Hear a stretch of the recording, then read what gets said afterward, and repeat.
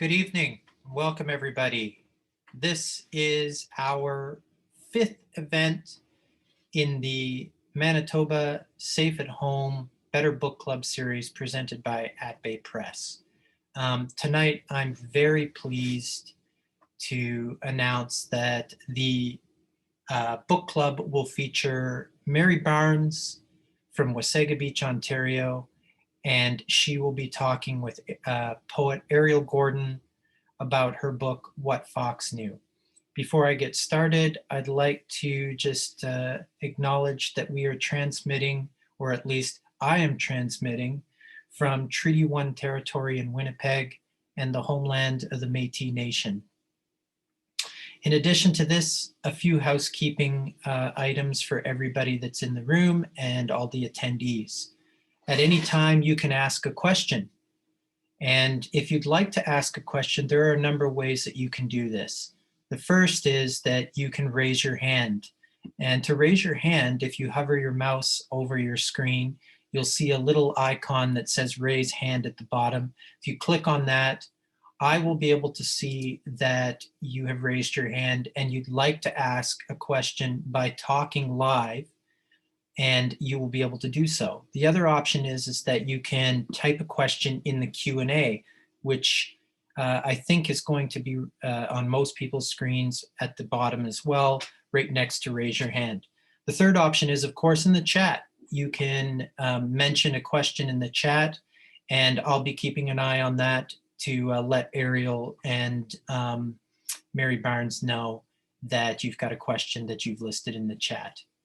Otherwise, enjoy the show, and it's my pleasure now to just do some quick introductions.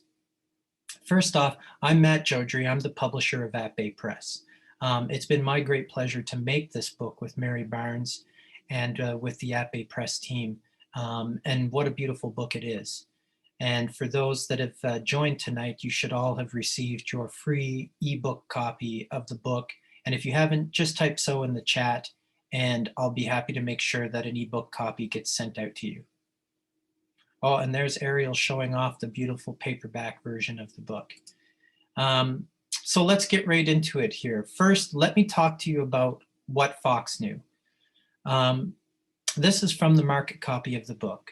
With poems that both calm and awaken, Mary Barnes brings her Ojibwe roots to the fore and elegantly, oh, there's a funny one, coaxes out the seemingly quiet world we often take for granted in What Fox Knew. In this masterful first collection, Barnes reveals this world anew with tempered grace. The book also received a nomination for a prize at the League of Canadian Poets, which is wonderful. It was long listed for a League of Canadian Poets award. And now on to a little bit about our host and Mary Barnes. Mary Barnes is of Ojibwe descent. She is a graduate of the University of Waterloo and a winner of the Tom York Award for Fiction. She has written book reviews for the Antigonish Review and currently writes for Prairiefire.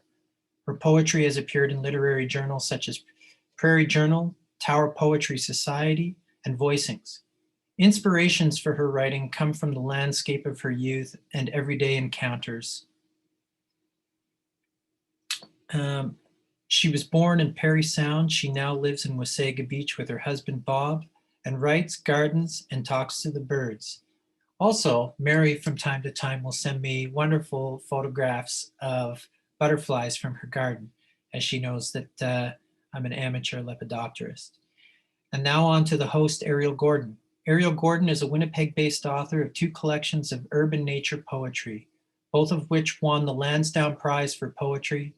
Gordon also co-edited the anthology Gush, Menstrual Manifestos for Our Times from Frontenac House in 2018, and is the ringleader of the National Poetry Month in the Winnipeg Free Press. Her book, Treed, Walking in Canadian Urban Forests, was released by Woolsack and Win in 2019, and her most recent book, Tree Talk, has been released by our press, At Bay Press, in 2020. Welcome, Ariel Gordon and Mary Barnes.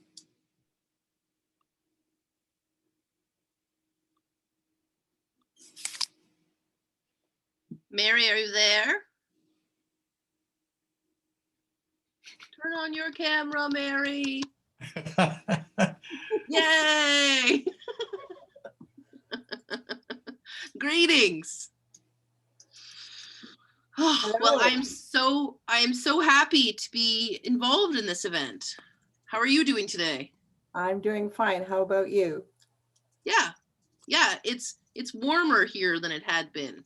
Oh, it has. We've had cold weather. Yeah, last week it was minus 40 something with the wind chill here. No, we haven't got that cold. Yeah, I couldn't think of a good reason to leave the house. As much as, like you, I'm a nature writer, so I really believe in going outside as much as I can. It's where I find a lot of pleasure, and so it has to get pretty nasty for me not to want to go outside. But we are here tonight to talk about your book, What Fox Knew, with its gorgeous foil fox. You know, they sometimes refer to old men as silver foxes. I'm going to refer to you as a copper fox, because I think that's a nicer way to refer to a woman.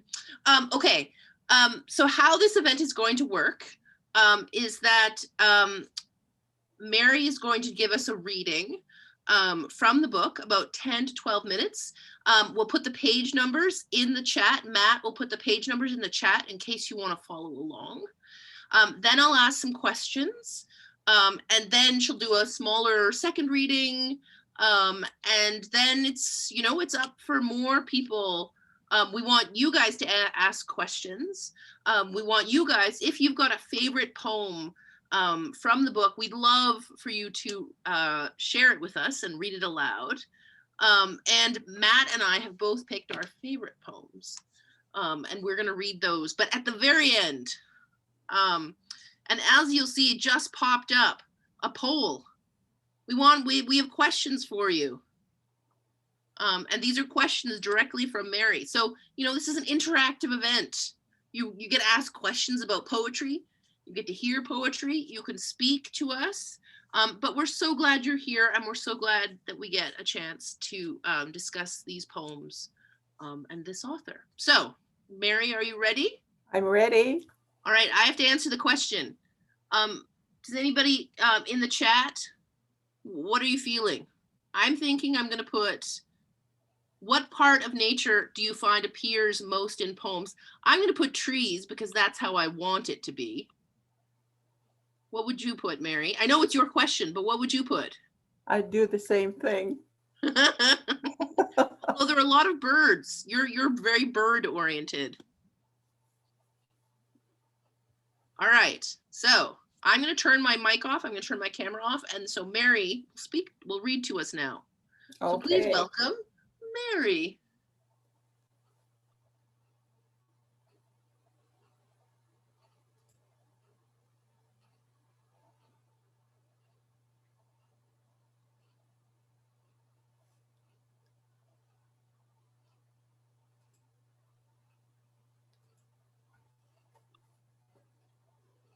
Thank you, everyone. And I'm glad that you could come tonight and enjoy this reading. Now, the first poem that I'd like to read is In the Yellow Afternoon. In the yellow afternoon, her brothers climb piles of curing wood, their gleeful shouts glancing off the woodshed walls, while she stands on wood chips and wishes she were not in her Sunday best. A nice blue dress her mother made with work-worn fingers. The crushed cotton bought from Anderson's Fabrics. Itching to join her brothers, she thinks of the leap she could make to climb the highest and beat them at their game. She struggles with decorum, but her love of play, the high jinks and their taunts, daring her until she steps onto the first pile, snags and rips a 2-inch right-angled triangle in the perfect circle of her skirt.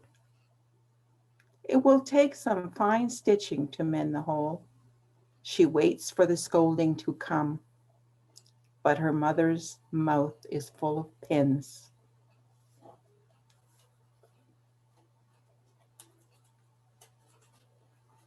The second one I'd like to read is Expectations.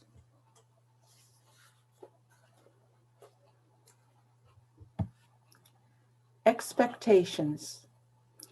Each spring, she persuades her husband to carry the galvanized tub outdoors, the same one she once bathed their children in. Taking turns, they scrubbed and splashed until the water glowed milky with soap and dirt, while their laughter rang through the kitchen, the tub, a boat for their voyage, the black and gray tiled floor, their sea.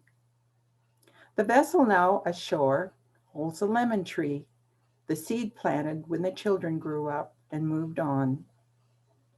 Together, she and he lug the thing across the yard and plunk it beneath the apple tree, dappled light playing on its rich, glossy leaves.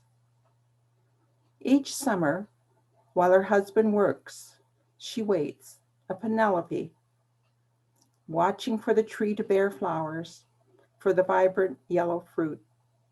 She dreams of its scent, of the taste mingling in drinks, cakes, and pies, but the tree remains silent and bare. When her husband returns in the fall, they drag the tub back to the house, back to the dark winter that lies ahead, to the place where they will think of what they'd carried between them. My third selection is Inheritance.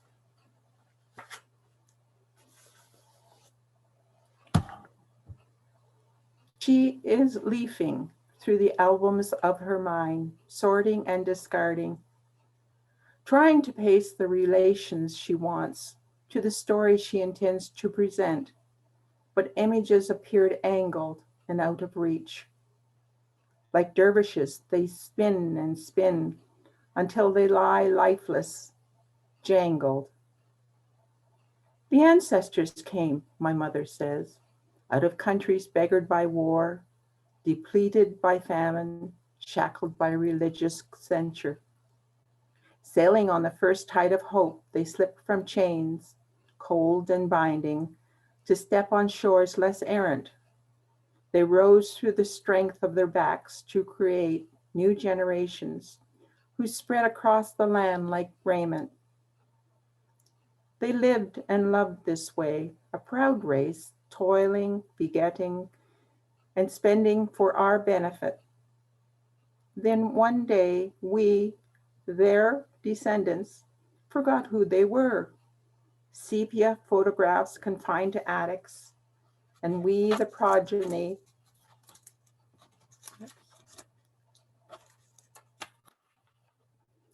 brushed aside beginnings. The old ones went on. Why do we not realize thunder without lightning is not a storm? That the seed and the root are needed for the building of a tree. Else we are without hope, ghostly, tattered relics seeking solidity. My mother's hand in mine is real. All right, the next one is not on the agenda.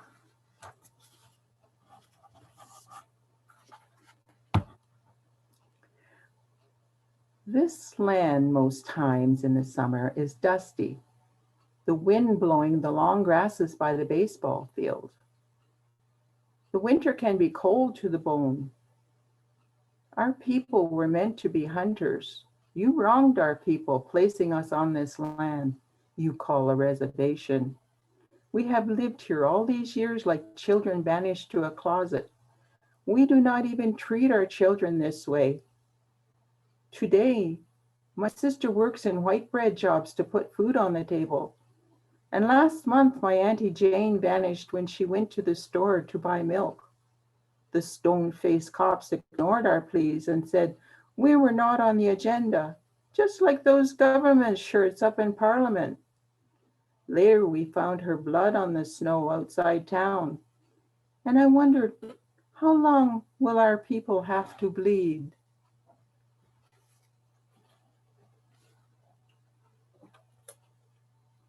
My next one is What Fox Knew, which is the title of the book.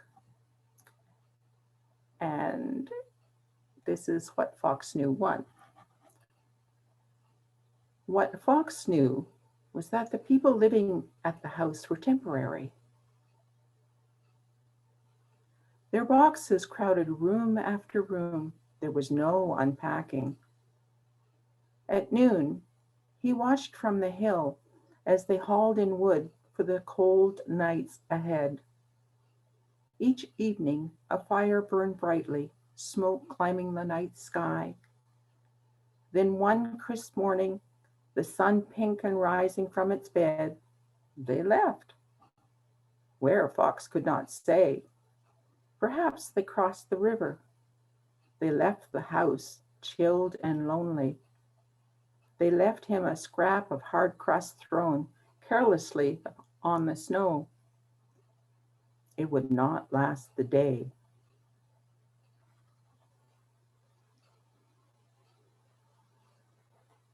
My next one is Dance.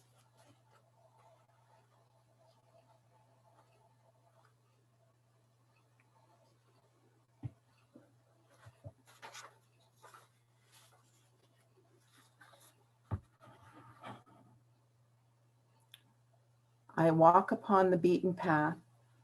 It's neither day nor night, but the hour of between, when fairies flit and roam the shadowy wood. A deer appears, her tawny skin glowing in the half light. We observe each other, and then I say, hello. She bows her head, steps onto the trail, and I speak once more. My words gentle and hushed. She takes 2 steps forward, lifts her legs high as in a dance, and so do I. The breeze in the trees sings its sweet refrain. Lowering her head, she bows, and I follow suit. When I look up, she is gone, has disappeared. Was she ever there?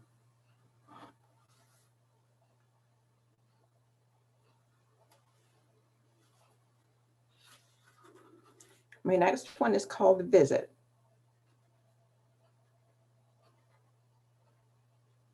And I wrote this at my ungodly hours, like 4 o'clock. I have a room full of poets who sit on painted green shelves. Sometimes in the night when sleep eludes me, they step from their slim volumes in their rumpled sweaters. Tonight, Hardy, Eliot, Bolan, and Lorca arrive. Their melodious voices rising in the dark, their words like shadows on the wall.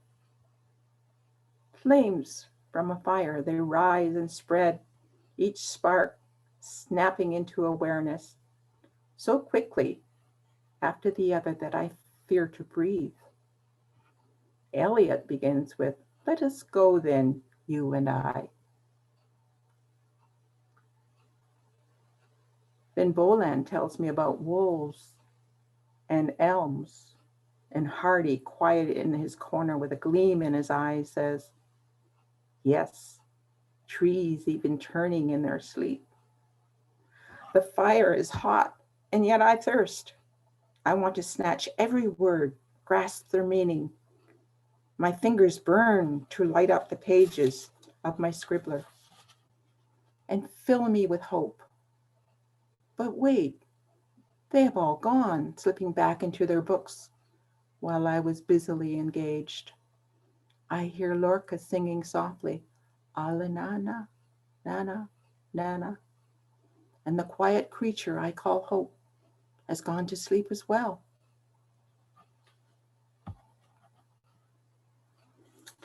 And lumber, I fashioned this. My father was a sawyer. And this is one that I thought of when I was thinking of him. I dreamt I was piling words the way my father stored softwood, layer upon layer from pines, planks long, straight, and true. I thought I could make a mark. The picking seemed easy. He cut hardwood as well, heaped the boards high. I sought words in this vein. In the density of oak, I thought I needed to add strength to the sentence, piling words until they hemmed the sky. But the sentence skidded, tumbled to one side. I had loaded them, one upon the other, forgetting that balance requires heart. And we have woman missing. Oh no, the hunt, sorry.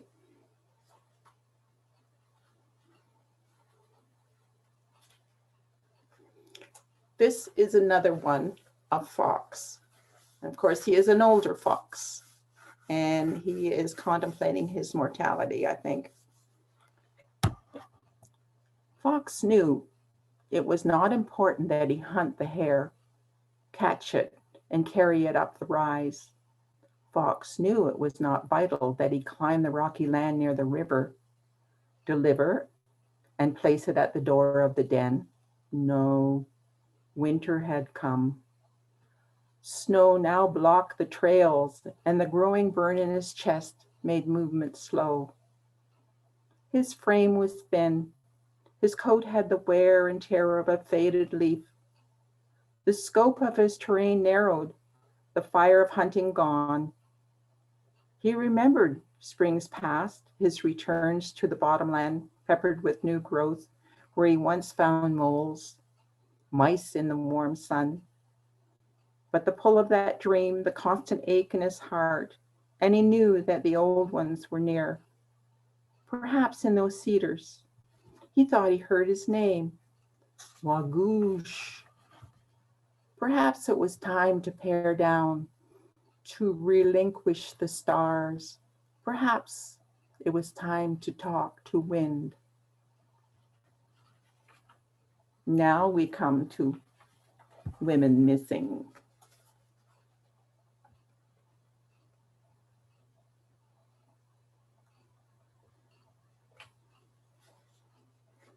I wrote this when I was hearing a lot about the missing Aboriginal women, and I fashioned it in a police or detective department. And so this is what I came up with. Wait, okay, let's construct the scene again. Maybe she was walking down the street near the river, and maybe under an indigo moon. Don't laugh. Now it could be there was a wind or rain. Maybe the weather was good, the sun shining. I suppose we'll never know. Let's not dwell on that. Say she wanted to rekindle an old friendship. Say she met at the bridge in a place open and fair, not the dark wood everyone thinks of. Gather the evidence. Remember it. Hell, how do we find her in all this snow?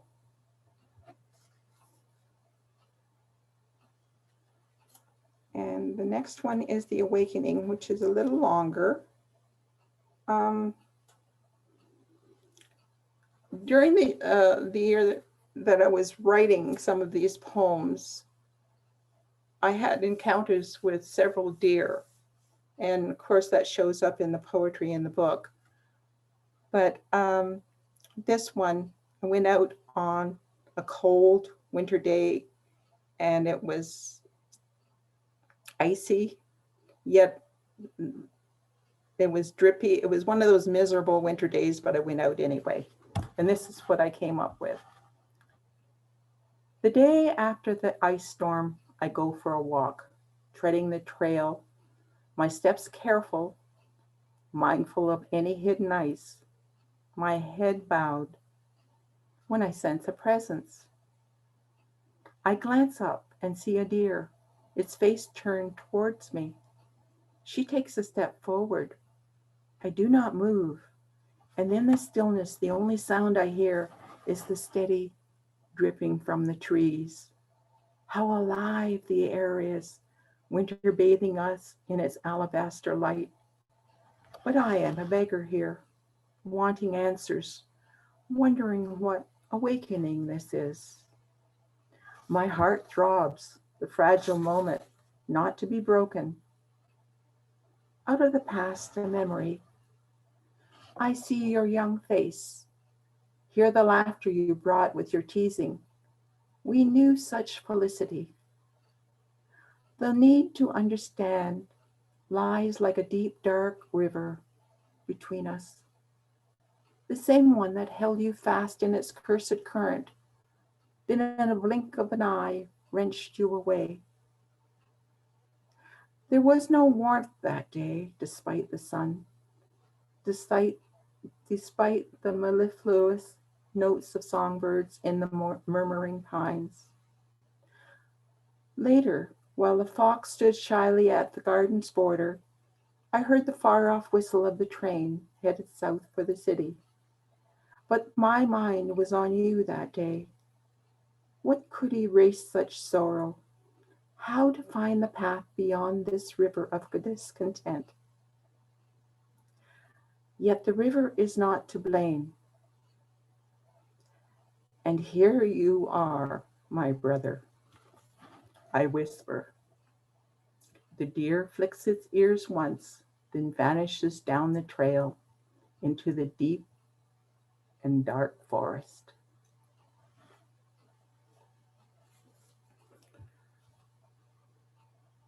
The next one is called Glow.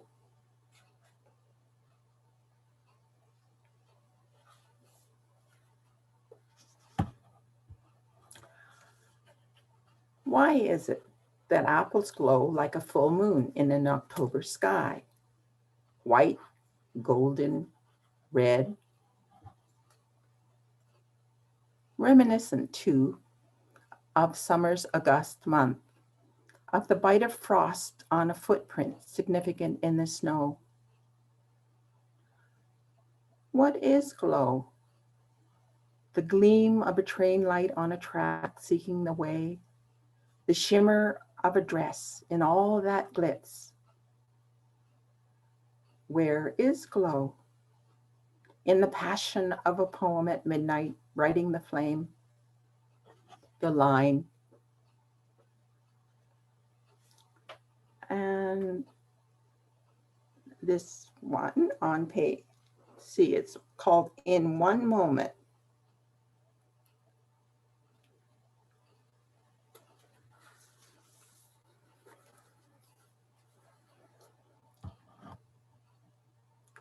This was written, it was just a glimpse of something. And I had that image for a couple of years in my head, and I wanted to write the poem, but the words weren't there. And then all of a sudden, they came, and here it is.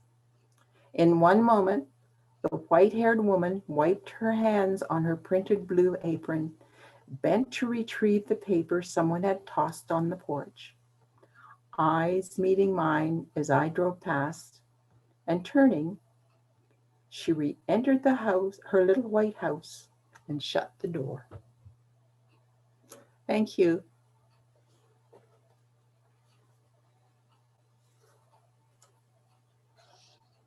Oh, that was wonderful.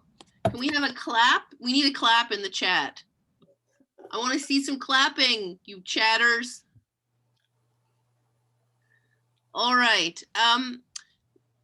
Oh, see, we've got some chatting. Matt, you just chatted directly to me. You need to chat to everyone.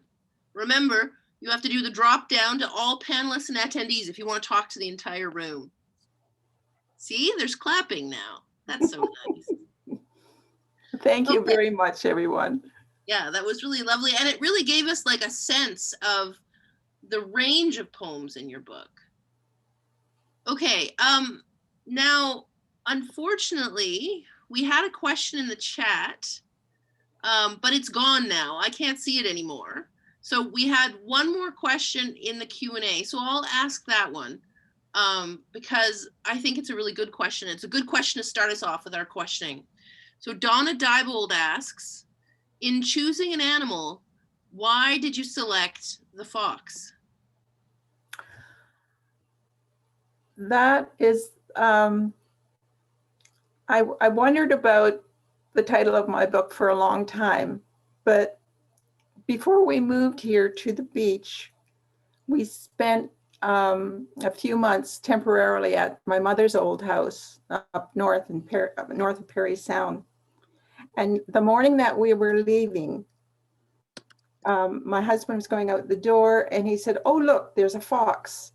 And by the time I got out, all I saw was the tail, the flash of the large tail. And that image stayed in my head all these years. So I wanted to write about him. Well, but it evolved, right? Because there's a number of like what fox knew and what other creatures know. Mm-hmm. So it's a really interesting question to ask.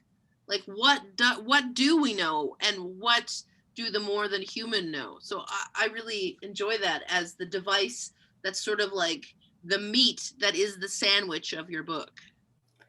Oh, well, thank you. I think that I'm always interested in spirits, and I'm always interested in the spirits of other besides humans.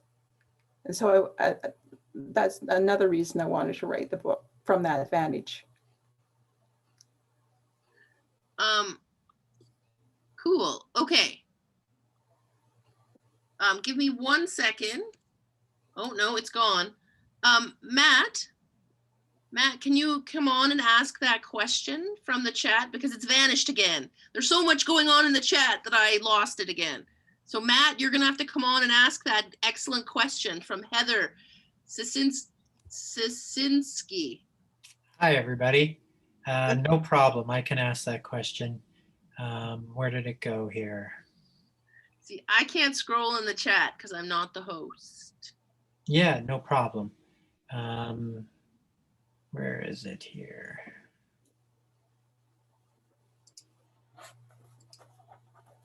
It's a good one. I swear, it's worth the wait. So Heather asks, Mary, your collection is incredible. I am enjoying reading your work. How long did it take to assemble such a fascinating collection? Oh, hi, Heather. Some of these poems I've had around for a while, but when I started, I guess it would be about 3 or 4 years ago, really to concentrate on the writing. Yeah, I guess it would be about 3 to 5 years that before I got all the collection together the way I wanted it. So I guess that's the best way I can answer it for you. Mm-hmm. Okay. Well, let me ask you another question then. So tell me about working with Yonina Curtin on this, which was your first collection. And what was it like having so much condensed attention on your work? Because that's something first time people, when they publish their first book, they may have taken a class here and there, and you know, they may have done other things, but they usually haven't had someone commenting in such a concentrated way on their work. So what was that like for you working with Yonina? Well, at first it was, I think because I'm a first-time poet, it's shocking that you think your work is, you know, it, and you don't have to have any editing done at all. But then the process starts. But Yonina was excellent. She was excellent, and we got along great. And she helped me, and I showed her some things that I felt that should stay.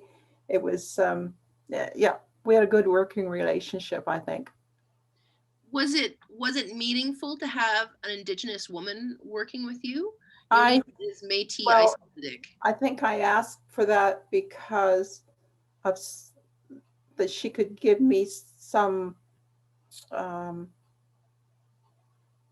experience that she had more than I have, because I'm although I'm part Indigenous, I'm just exploring that now, where she has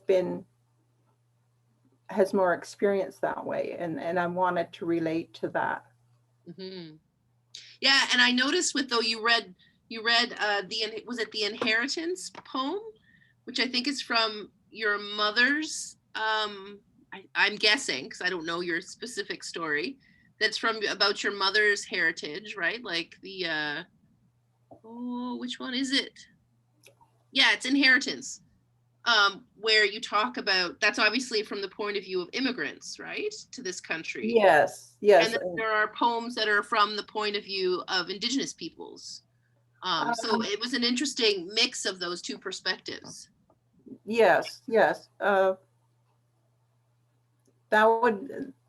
That's another one that I could explore more, because my mother is she was Indigenous, so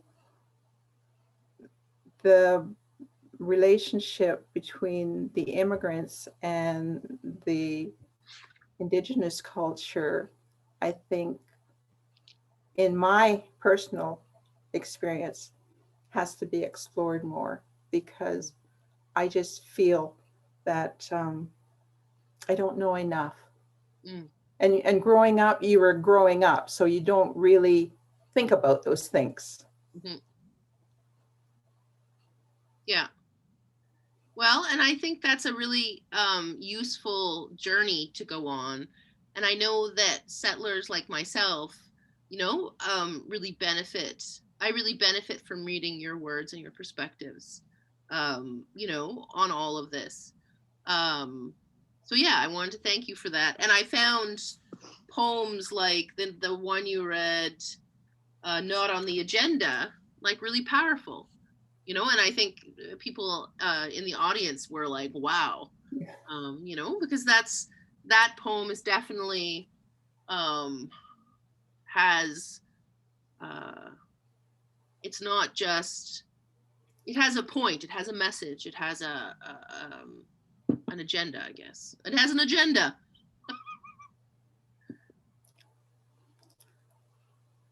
Oh, thanks, Alona, she's one of the people I took a Mod Po course at the University of Pennsylvania, and she's one of the people I met. It was an online course, and she's in California, so it was wonderful for her to join us. Mod Po means modern poetry. Yeah, that's right. Yes. Good. See, I can help your audience decode these things. Mod Po. All right. Okay. So my next question, what were your goals for this book? Like what did you want to have happen with this book, and what did you want the poems to do? Or was there any? Oh, that's a big question. I think what I wanted was, I wanted the reader to experience poetry from the spirit, and I wanted to approach it so the animals are considered our brothers and sisters, rather than, okay, you're the little animal, we'll take care of you, sort of thing. And then with the Indigenous poems, I was exploring that for my own personal growth, but I also wanted to present what I think a lot of Indigenous people are feeling. So I wanted to get that into my poems. Well, and Joel Treneman has actually a question about that poem, the Not on My Agenda. So I'm just going to read his question to you. So much of your work seems peaceful and deeply I'm observant. sorry, I didn't hear that. Oh, wait. Can you hear me now? Yes, maybe it's my, No, I was muted for a second somehow. I don't know how it worked. I think my internet, my Wi-Fi sort of wobbled a little. All right, so here's the question. So much of your work seems peaceful and deeply observant. However, a poem not on the agenda, which he says is his favorite, is fierce, political, perhaps angry. Do these different works come from the same inner place or very divergent states of mind?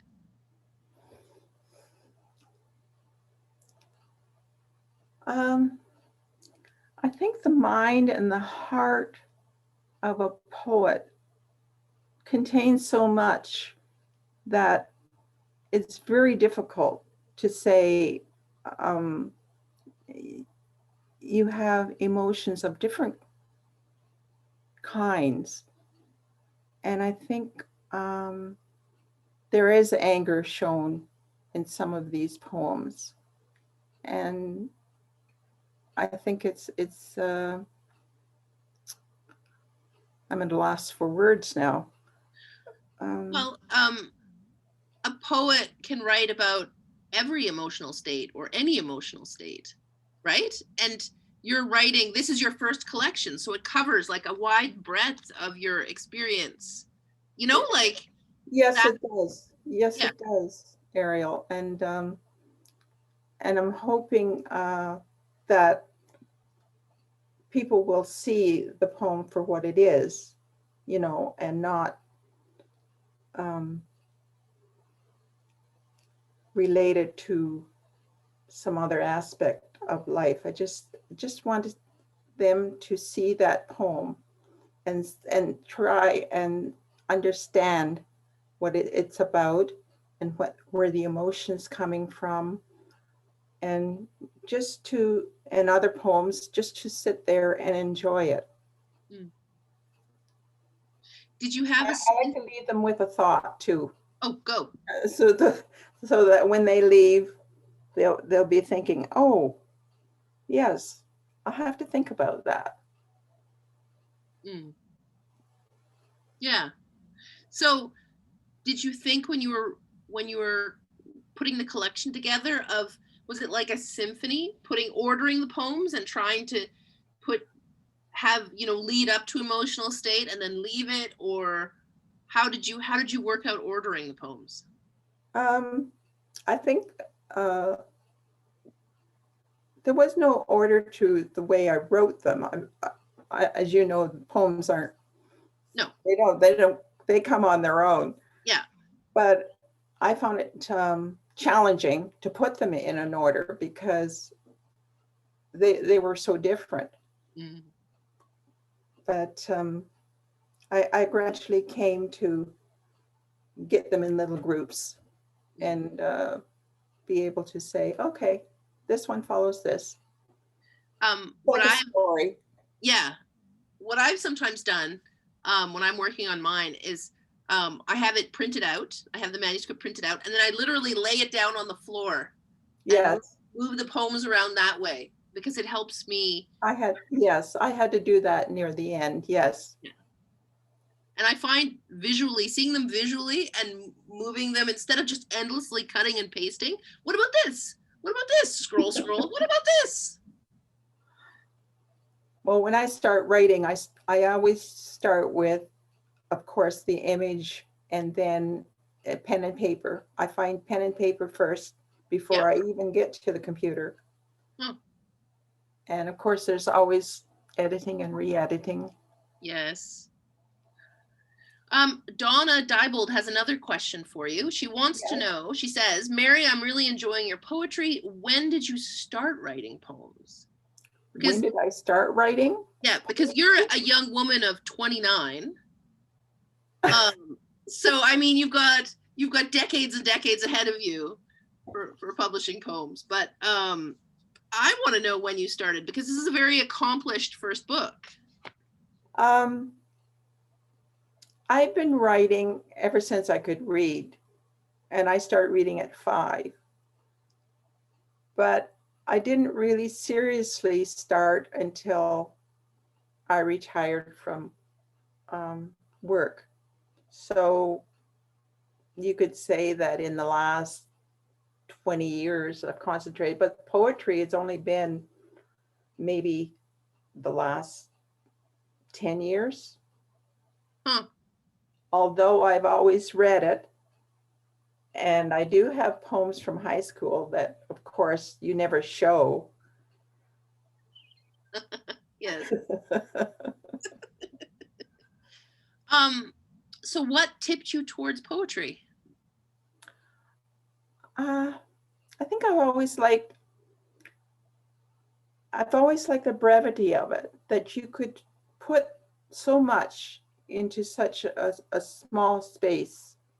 I know that there are some poetry books like Anne Carson where you can have a whole book and it's just one poem. Mm. But still, I just like that idea. Well, and what was so interesting about the last poem you read? Oh, you know what I was trying to do? What? I was trying to show the door. Yes. Yes. So you have the what's door interesting- open. Yeah. Yes. What's The interesting hinge about door. Yes. Yeah. Is that you're using the page like it's a canvas, right? Like you're using it like it's a painting. Mm-hmm. Instead of just like prose. Most prose, the page is just a container. Whereas in that poem in particular, like you choose to use the page to make to convey an impression. Well, see, this is what you got out of it, and that's wonderful. Yes. Okay, so does anybody else have a question? Does anybody else want to read one of their favorite poems from this collection? I feel like it's time to hear from someone in the audience. Oh, there's another question. Oh, Heather Sisinski has another question. Yes. Mary, your poem, Woman Missing, really caught my attention. I found that it both pulled me into the moment and at the same time sent me out searching and wondering. Was this your goal with this poem? Was the goal which? Was this your goal with this poem? So she says she found that it both pulled me into the moment and at the same time sent me out searching and wondering. So was that your goal for that poem? I think so. What I wanted to do was take that title and hide it in the poem. And I did. So I don't know if anyone's discovered it yet, but the title is in the poem. Oh. And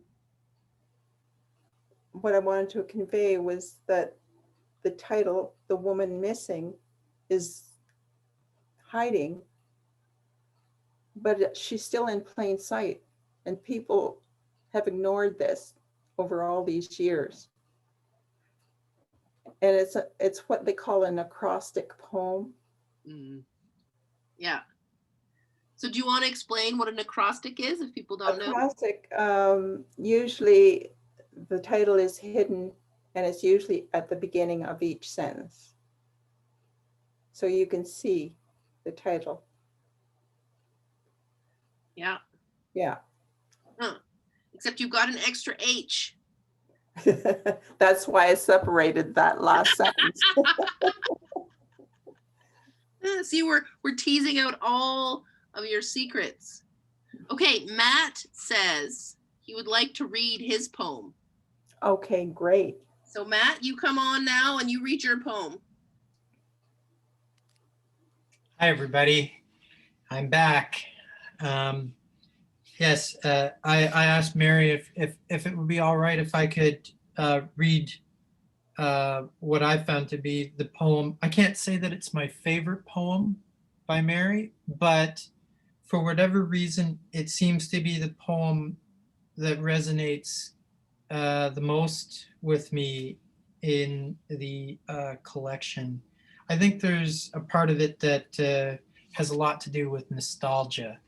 And I mean, as we all know, nostalgia is such a powerful thing um, in both good and bad ways. And this one, it felt like good ways.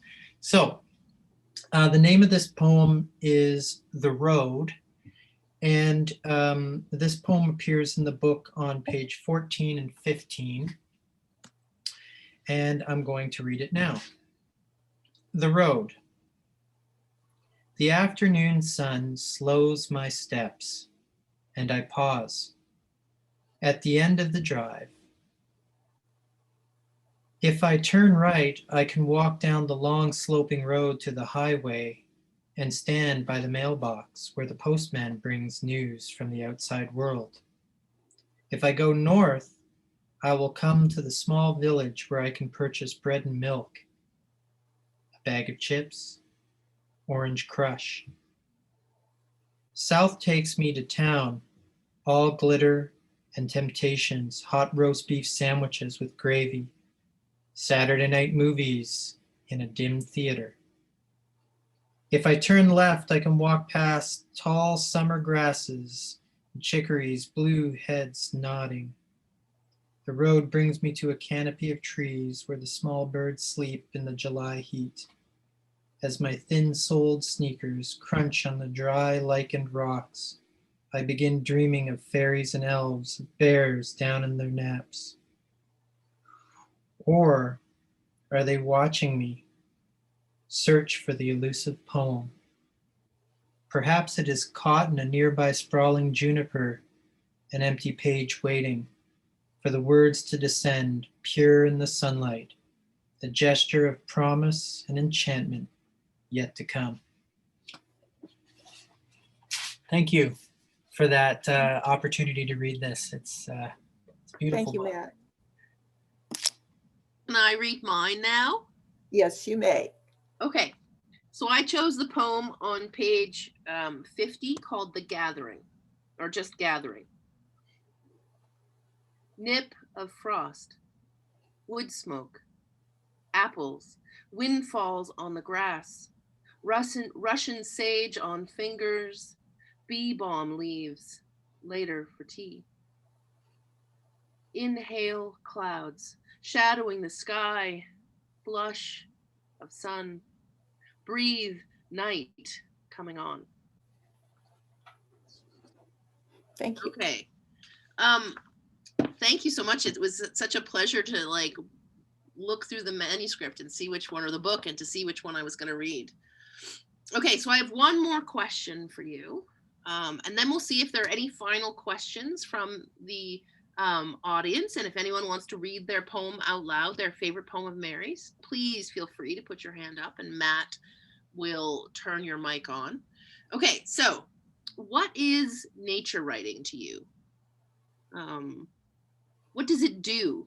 What do you try to make it do in your poems? I go for a lot of walks, and the experiences that I have, I usually put to paper. I think I want other people to experience that feeling, that emotion with nature. I think in this technological age, it's difficult to do so. But with COVID now, more people are connecting with nature. Yeah. I just wanted to show them that beauty, you know. Do you ever write about climate change at all? Is that part of how you deal with? I've thought about it, but I don't think I've written poetry about it yet. Interesting. Well, I look forward to your climate change poem. So, are you working on your next collection? Yes. Tell me about what you're working on now. Well, it's a collection. I think it's a collection of poems again, but I think it's a little more gross than the first one. So I'm not revealing it because I want it to be a surprise for you, Ariel. Oh, okay. Well, that is, I appreciate that. But you are writing.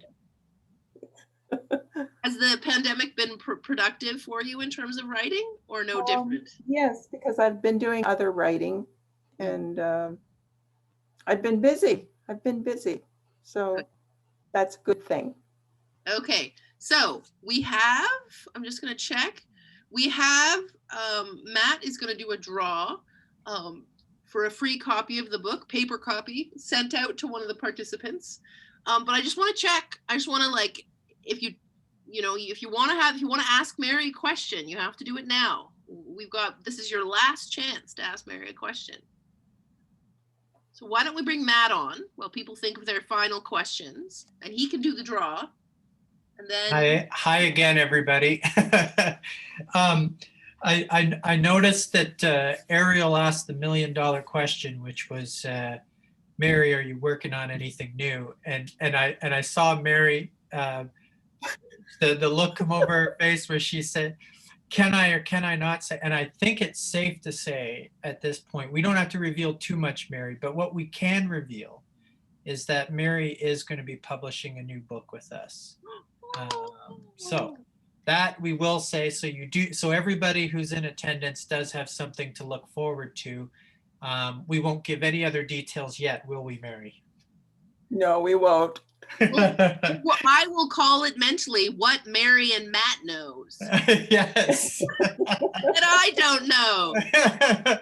So that's great. So you all heard it here first. And it's my, like I said, it was my great pleasure to be able to publish this book that I'm holding in my hands right now. It was so much fun, and it was such a lovely collection to put together. And now it's also my pleasure to give a copy away to one of the lucky attendees tonight. And I'm just going to open up my list of attendees here, and then I'm going to cover my eyes and select somebody here on the list. And who do we have? It will be Elaine Robinson. Elaine Robinson is the winner of tonight's free book. Elaine, I will send you an email asking for your mailing address, and then I will ship out a copy of the book. Elaine, congratulations, and so happy you won. Anyway, other than that, the only other thing I was going to say is that we have 3 more events left in the Better Book Club series. They are every Monday night at 7 p.m. And next week is the great Robert Pasternak, one of the finest illustrators and one of the most eccentric people you'll ever meet.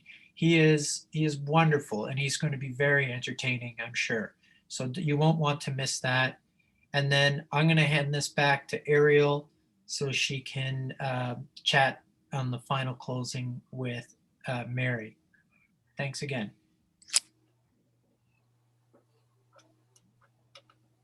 Matt, can you put a list to the events page from At Bay Press website in the chat? Sure thing, no problem. People can see where they can. I'll do that now. Great. Okay. So, thank you. Mary, can you send us off with one? We don't have any more questions, but Mary, can you send us off with one more poem? We had talked earlier about you maybe reading your favorite poem from the collection, or the one that you read all the time. So could you do that one for us? Yes, okay. It is not a Wasaga Notes. Let's see. And what page?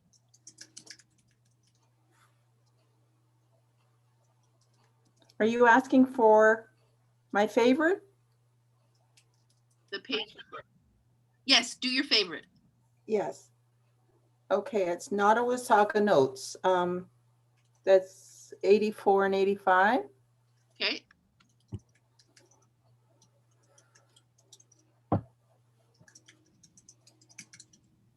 This is sort of in the vein of Frank O'Hara's lunch poems. He was a New York poet, and at lunchtime he used to go out on his breaks, and whatever he saw, he would write. Mm. So this is sort of in the vein. Thursday, 3 days before Halloween, and after a dental checkup, I steer the car down Main Street, over the Blue Bridge, through pouring rain and a driving wind, the wipers smacking in frenzy. At Old Moseley, I glimpse the water. The beach remains hidden by stores, boarded up now that summer's gone. The radio is playing the Raiders March, and I want to drive faster, have an adventure of my own. Several puddles later, I stop at the post office. The women at the counter are giggling with a customer about something burnt. I hear only a partial conversation. I pay for my parcel, return to the car, and continue across town. Around a bend, a gusting wind herds fallen leaves across the street. At the box store, I rush inside, weave my cart among customers, a bearded man in jeans and a striped navy shirt buying a bouquet of carnations. Past a diminutive white-haired woman smiling. At the produce counter, I survey packaged strawberries, mangoes, and apples. Before selecting a dark green broccoli tree, a yellow pepper, then down to the bread aisle where I choose a loaf of potato and chive focaccia. What is this poem about? An image appears of cooking lunch for my mother, and she says, "It's good to see you." I want to cry. It's been a year since she crossed the river. Oh, what a perfect poem to end with. That's so wonderful. Thank you. Well, thank you so much for doing this event and for chatting with me. Do you have anything you want to say before we go? I enjoyed myself very much, and I'm so happy that so many people could join us, and you're a perfect panelist. And it was just wonderful. Thank you very much for inviting me. Thank you. Well, thank you to Matt for doing this and for asking us to participate. And we will see everyone at the next event, hopefully. Good night. Good night. Night, everybody. Good night. Night, Matt. Night, Mary. Thanks again. It was so much fun. Take care. You too. Bye. Bye-bye.